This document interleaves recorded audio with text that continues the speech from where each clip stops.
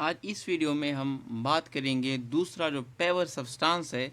इससे पिछले लेक्चर में हमने डिस्कस किया था एलिमेंट को, पहला जो पेवर सब्सटेंस था, और आज उसका दूसरा जो हिस्सा है वो है कंपाउंड। कंपाउंड भी एक पेवर सब्सटेंस है और इसी को आज लेक्चर में आज हम कवर करेंगे। कंपाउंड क्या होता है? तो actually compound as a favour substance, ये भी एक फेवर सब्सटेंस होता है और ये बना होता है, किस चीज़ से बनता है? ये दो या दो से ज़्यादा डिफरेंट टाइप्स ऑफ एलिमेंट से बनता है, जो कि केमिकली एक दूसरे के साथ कंबाइन हो जाते हैं और एक ख़ास रेशो बाय मास की, एक फिक्स रेशो होती है बाय मास इन दोनों, यानी जो दो या दो से ज़्यादा जितने एलिमेंट्स होते हैं जो केमिकली एक दूसरे के साथ कंबाइन हो जाते हैं, उन दोनों के दरमियान एक फिक्स रेशो होती है बाय मास। इसको अब आज डिस्कस करेंगे, हम समझेंगे कि क्या मतलब है इसका। In the formation of a compound the component elements must undergo chemical changes. जो इंडिविजुअल एलिमेंट्स होते हैं जिससे ये कंपाउंड बनता है, उन एलिमेंट्स में केमिकल चेंजेस आते हैं।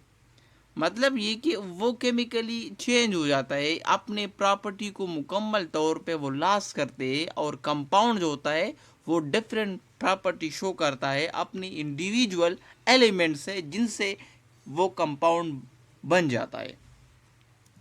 अब एग्जाम्पल की तरफ इसको समझते हैं कि कंपाउंड क्या है। वाटर जो है एक कंपाउंड है। वाटर कंपाउंड है, ये बना हुआ होता है, जो वाटर है, दो हाइड्रोजन एलिमेंट से और एक ऑक्सीजन से। यहाँ ये गलती हुई है, it is made up of two element hydrogen and oxygen. तो ये ऑक्सीजन है, तो दो एलिमेंट हाइड्रोजन के होते हैं, एक एलिमेंट ऑक्सीजन के होते हैं। दो हाइड्रोजन एक ऑक्सीजन का मालिक्यूल हीट अप करके ये एक H2O मालिक्यूल को बना देते हैं। अब अगर आप देखिए तो जो H2O है, वाटर जो है कंपाउंड है, इसमें हाइड्रोजन और ऑक्सीजन के दरमियान जो एटॉमिक रेशियो है वो कितना है? वो 2:1 है। मतलब ये इसमें एक वाटर मॉलिक्यूल में दो हाइड्रोजन के एटम होते हैं, एक ऑक्सीजन का एटम होता है। लेकिन अगर हम इस रेशियो को, जो एटॉमिक रेशियो है ऑक्सीजन के दरमियान में और हाइड्रोजन के दरमियान में, अगर हम इसको चेंज करें तो जो कंपाउंड बनेगा वो फिर वाटर नहीं होगा। फॉर एग्जांपल, अगर हम एक एक्स्ट्रा ऑक्सीजन इसमें ऐड कर ले तो देन जो एटॉमिक रेशियो बन जाएगा वो क्या होगा? 2:2, यानी H2O2 बन जाएगा। जो कि H2O2 जो कंपाउंड है वो वाटर नहीं होगा, बल्कि वो क्या होगा? इसको हाइड्रोजन परऑक्साइड कहते हैं। तो जो रेशो होती है कंपाउंड के बीच में, एटॉमिक रेशो, वो भी कांस्टेंट होती है, पैक्स्ड होती है। अगर हम थोड़ी सी उसमें से चेंज लाएंगे तो वो कंपाउंड फिर अलग बनेगा, वो नहीं होगा जो हम चाहते हैं। और इसी तरह इन दोनों के दरमियान में मास का रेशो भी पैक्स्ड होगी। फॉर एग्जाम्पल, एक हाइड्रोजन का 1 ग्राम अगर हम लें, 1 ग्राम मास है इसका, दो हाइड्रोजन का 2 ग्राम हो जाएगा, और एक ऑक्सीजन का कितना है? 16 ग्राम। तो 2:16 को अगर हम सिंप्लीफाई करें तो ये बन जाएगा 1:8। तो हाइड्रोजन और ऑक्सीजन के बीच में जो मास रेशो है वो है 1:8। अब अगर हम थोड़ी सी चेंज इसमें लाएंगे तो जो कंपाउंड बनेगा वो फिर वाटर नहीं होगा। तो एग्जाम्पल हुआ कंपाउंड का वाटर। दूसरे एग्जाम्पल आते हैं, वो है कार्बन डाइऑक्साइड। अब अगर आप कार्बन डाइऑक्साइड को देखिए, एक कार्बन एक ऑक्सीजन मॉलिक्यूल के साथ कंबाइन हो जाता है, इसको हम हीट अप करते हैं, और इसके बाद जो है एक कार्बन डाइऑक्साइड का मॉलिक्यूल वो बन जाता है। कार्बन डाइऑक्साइड इधर होल क्या है? ये कंपाउंड है। क्या है? ये कंपाउंड है। तो अब देखिए इसमें क्या है, इसमें जो एटॉमिक रेशियो है वो एक कार्बन है और दो ऑक्सीजन है, यानी 1:2।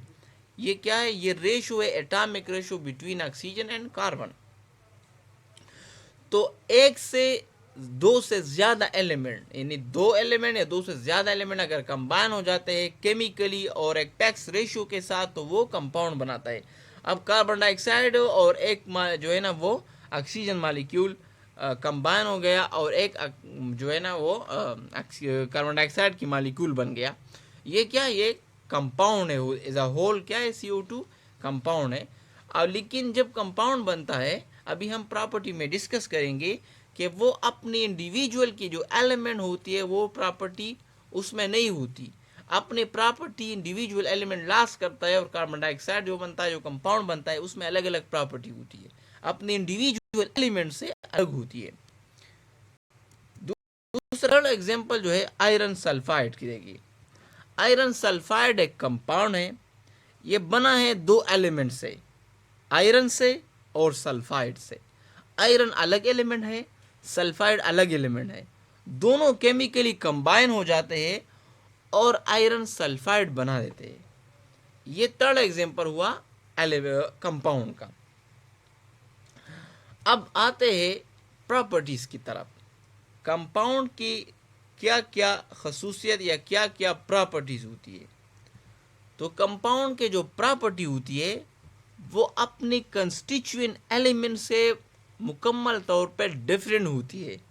फॉर एग्जांपल, अगर आप H2O को देखिए तो H2O दो एलिमेंट से बना है, हाइड्रोजन से और ऑक्सीजन से।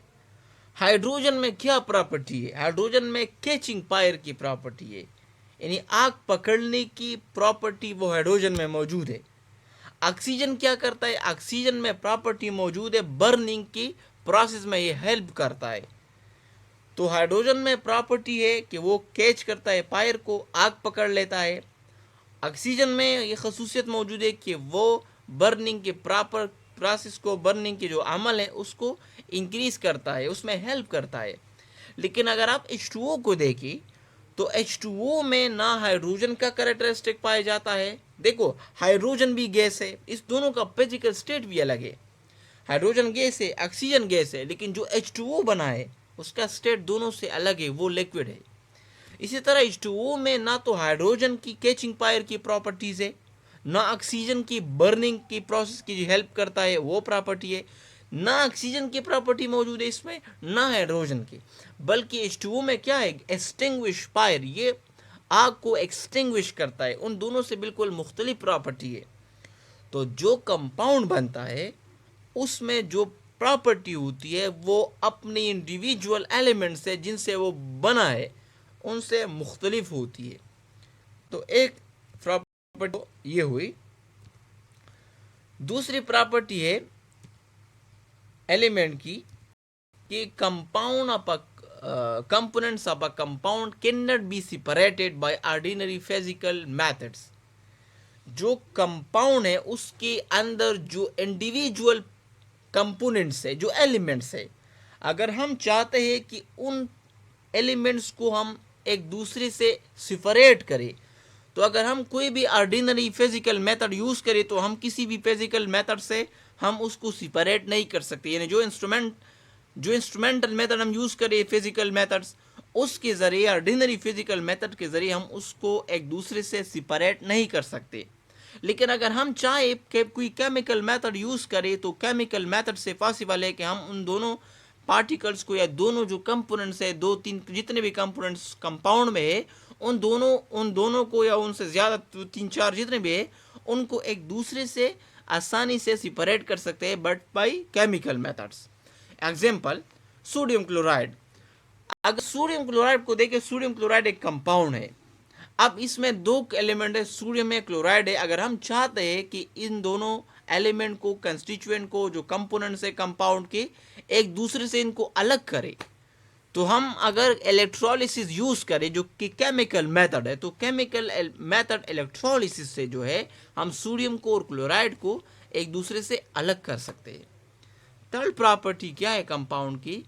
इसको हम एक केमिकल फार्मूला से हम रिप्रेजेंट करते हैं। फॉर एग्जांपल, वाटर है, वाटर एक कंपाउंड है। अगर हम इसको रिप्रेजेंट करेंगे तो इसके लिए केमिकल फार्मूला यूज होता है H2O। इसी तरह कार्बन डाइऑक्साइड है, कार्बन डाइऑक्साइड एक कंपाउंड है। अगर हम इसको रिप्रेजेंट करते हैं तो रिप्रेजेंट करने के लिए क्या है, इसको हम एक केमिकल फार्मूले से रिप्रेजेंट करते हैं, और वो है CO2, कार्बन डाइऑक्साइड।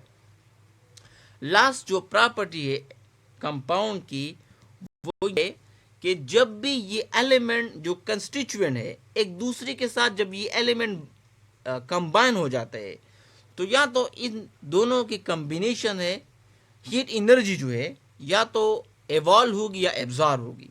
यानी ड्यूरिंग कम्बिनेशन जब केमिकल ये कंबाइन हो जाता है तो जो हीट एनर्जी है या तो उस वक्त रिलीज होगी और या उस वक्त ये क्या करेगा, ये हीट एनर्जी को गेन करेगा।